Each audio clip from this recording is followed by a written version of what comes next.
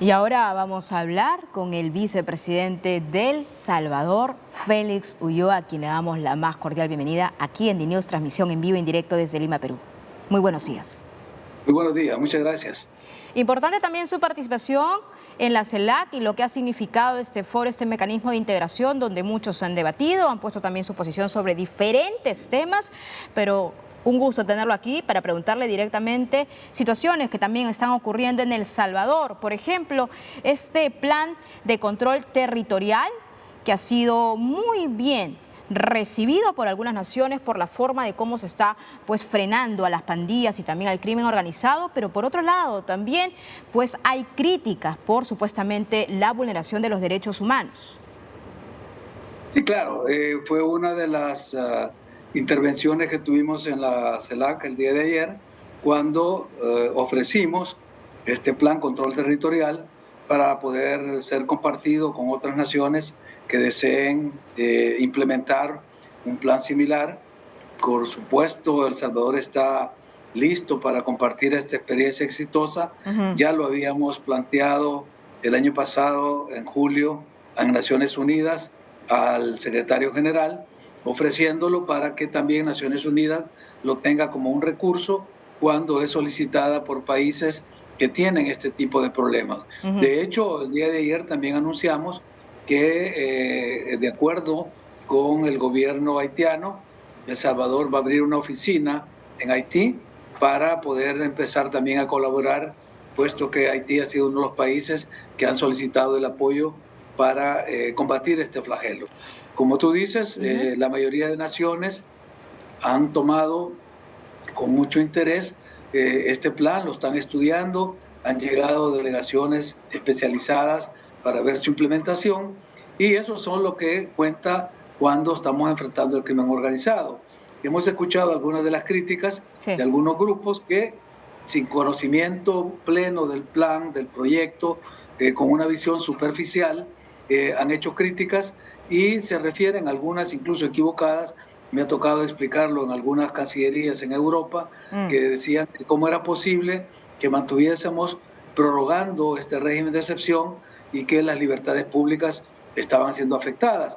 Cuando se les explicó en qué consiste el régimen de excepción, cuáles son las garantías que están en suspenso, la gente comprende de que no es un estado de sitio, ni es un lockdown el que se está dando.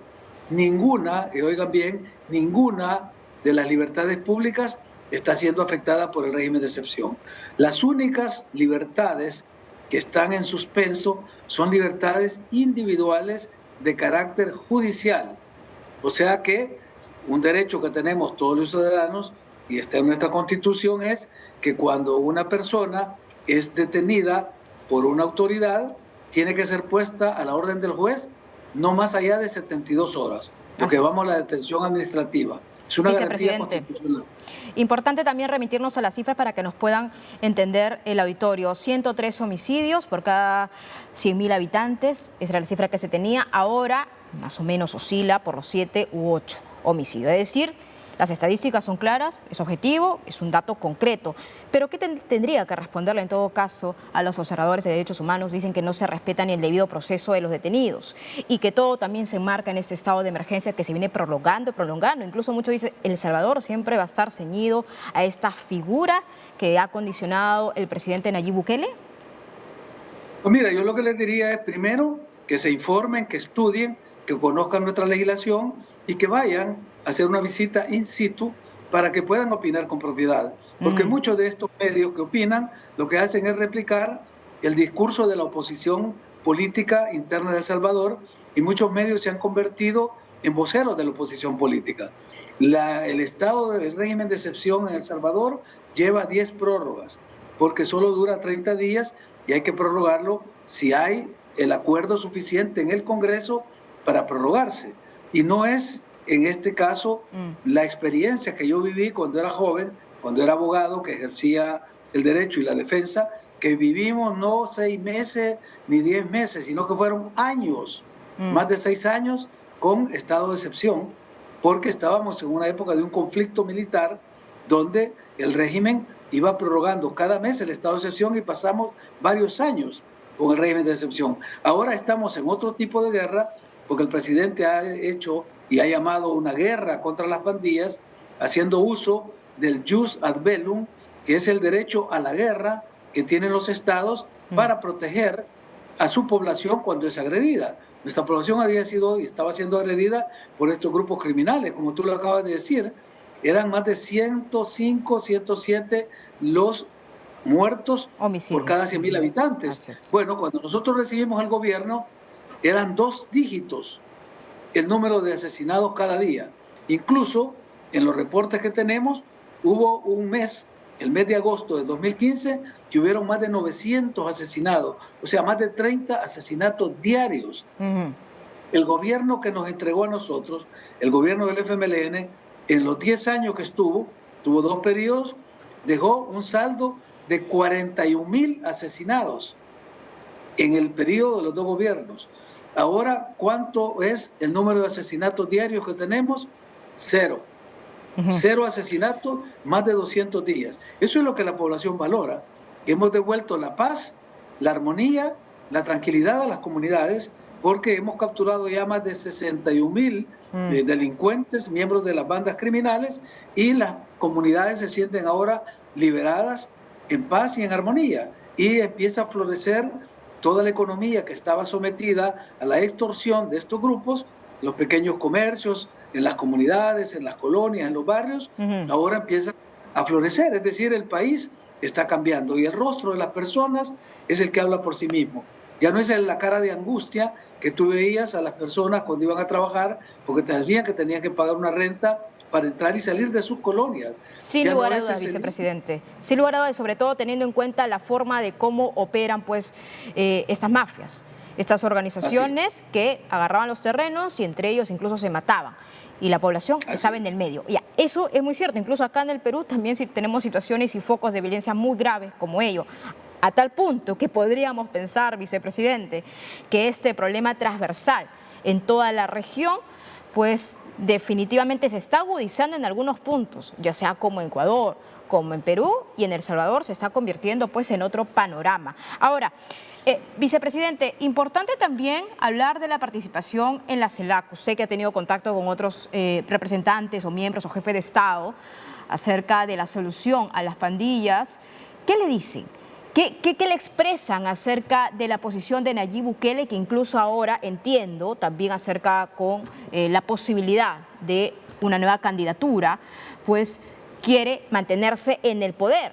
¿En qué fase y a qué punto también se podría derrotar completamente a las pandillas en El Salvador? Bueno, mira, los temas están relacionados. En primer lugar, con los jefes de Estado hemos compartido nuestras experiencias, las hemos puesto a disposición y con gusto compartiremos estas experiencias con los gobiernos, con los estados que nos lo soliciten. En cuanto a la extinción de este fenómeno, de este flagelo, el pueblo salvadoreño considera, y no es que Nayib quiera mantenerse en el poder, es que el pueblo salvadoreño le está pidiendo que continúe porque las cosas que están bien deben de continuar. En este momento la última encuesta le da un 92% de aceptación al trabajo del presidente. Es decir, una cifra que ya entrando al 4º año de mandato, ningún presidente la ha tenido, porque siempre hay un desgaste en el ejercicio del poder. Y los presidentes entran con altos niveles de aceptación, pero después del primer año, el segundo año, empiezan a perder ese nivel de aceptación. En el caso del presidente Bukele es todo lo contrario. El nivel de aceptación con el que llegó ha ido aumentando cada día, cada mes, cada año, porque la gente ha visto que es un presidente que cumple lo que ha prometido. Y una de las mejores acciones, decisiones, proyectos que el presidente ha aprobado, ha adoptado y está impulsando es el de liberar a la población de las extorsiones, del asesinato, del secuestro, de las violaciones a que estaba sometida la población por estos grupos criminales. Eso es lo que hace que el presidente tenga la popularidad que tiene y que sin modificar la Constitución, sin cambiar ninguna regla, él esté habilitado para presentarse a un segundo mandato, que es lo que va a hacer. Ahora, pero esto definitivamente, ese contexto va a demandar un cambio, algún cambio en la Constitución. Me parece también ¿No? que por ahí hay algunas voces que estarían hablando con miras al deseo también del presidente Nayib Bukele de querer mantenerse en el poder. Bien cierto, se ha dicho, la popularidad, ahí están las encuestas, están los sondeos, pero en definitivamente para otra parte de la comunidad internacional, vicepresidente, esto tiene tintas de dictador, se lo digo, se Sí, lo pregunto. ellos, claro, ese es el eslogan con el que la oposición empezó a querer desacreditar el liderazgo del presidente, porque no es lo mismo ser un dictador que tener un talante de estadista y dirigir un país, porque cuando se compara con el presidente anterior, el presidente Sánchez Serén, lo que había era una ausencia de presidencia. Entonces, cuando tú comparas la gestión anteriores, donde el presidente no era ese líder que el pueblo esperaba, y ahora llega el presidente, cumple lo que promete, recibe el respaldo del pueblo, a la oposición lo único que queda caracterizarlo es decir que es un dictador. Un dictador no se hace sin usar formas y fuerza antipopulares. El caso del presidente Bukele es todo lo contrario, es el respaldo popular el que lo está impulsando para que continúe. Y ese respaldo popular es un reconocimiento a su trabajo.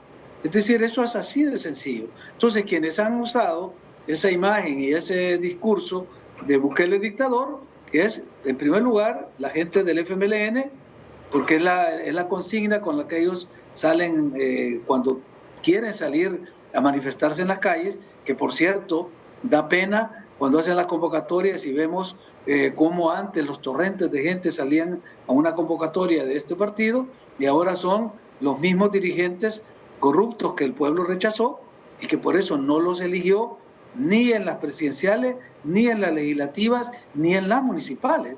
Entonces, lo único que les queda es hacer este tipo de campaña y algunos voceros afuera del país que lo repiten sin conocerlo, sin saber lo que está sucediendo. Por eso mi recomendación siempre es lean la Constitución, conozcan nuestro sistema jurídico, visiten el país, hablen con la gente para que puedan opinar. Un ejercicio periodístico, profesional, objetivo, independiente, sigue estos patrones. Desgraciadamente, totalmente de acuerdo, vicepresidente. De pronto siempre hay dos voces, ¿no? A favor y en contra, y siempre va a haber una posición. Y preguntarle también en consonancia a ello, lo que viene pasando en el Perú, la crisis política en el Perú. ¿Cuál es la mirada que tiene El Salvador sobre lo que viene aconteciendo en el territorio nacional peruano? bueno, la mirada que tenemos es, como lo hemos dicho en muchas ocasiones, cada estado, cada país es soberano.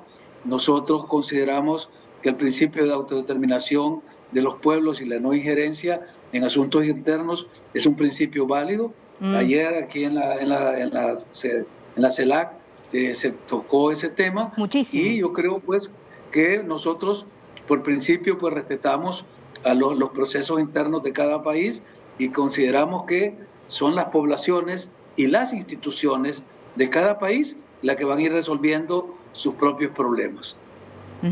Correcto, entiendo, vicepresidente. Y por último, ¿qué percepción se lleva de la CELAC? Un balance acerca de estas reuniones, seguramente encuentros bilaterales que también ha tenido, foros, mesas de diálogo. ¿Qué se lleva de la CELAC? Bueno, mira, es un foro político que nos ha permitido hacer intercambios, tener, como tú dices, bilaterales. De hecho, tuvimos bilaterales importantísimas con países de la región, con Belice, con Haití. Hoy tenemos una bilateral con el presidente de Argentina. Es decir, estos diálogos permiten ir conociéndonos mejor, interactuando, ayudándonos mutuamente, ofreciendo experiencias positivas de cada uno. Y yo creo que lo que marcó esta CELAC y que queda registrado como el punto más importante fue el retorno de Brasil a la CELAC, porque la última reunión que tuvimos de CELAC en México, en septiembre del 2021, se sintió ese vacío, esa ausencia de Brasil, y ahora pues se le dio la bienvenida y por supuesto la participación del presidente Lula originó declaraciones importantes, no solo por lo que significa Brasil en la gran familia de CELAC, sino también de apoyo y de respaldo por los hechos que sucedieron en Brasil y que atentaron pues contra la democracia brasileña. Yo le agradezco mucho por este contacto al vicepresidente de El Salvador, Félix Ulloa. Gracias por estar con DNews, transmisión en vivo en directo desde Lima, Perú. Muchas gracias. Muchas gracias a ti. Un saludo. Muy buenos días. Ahora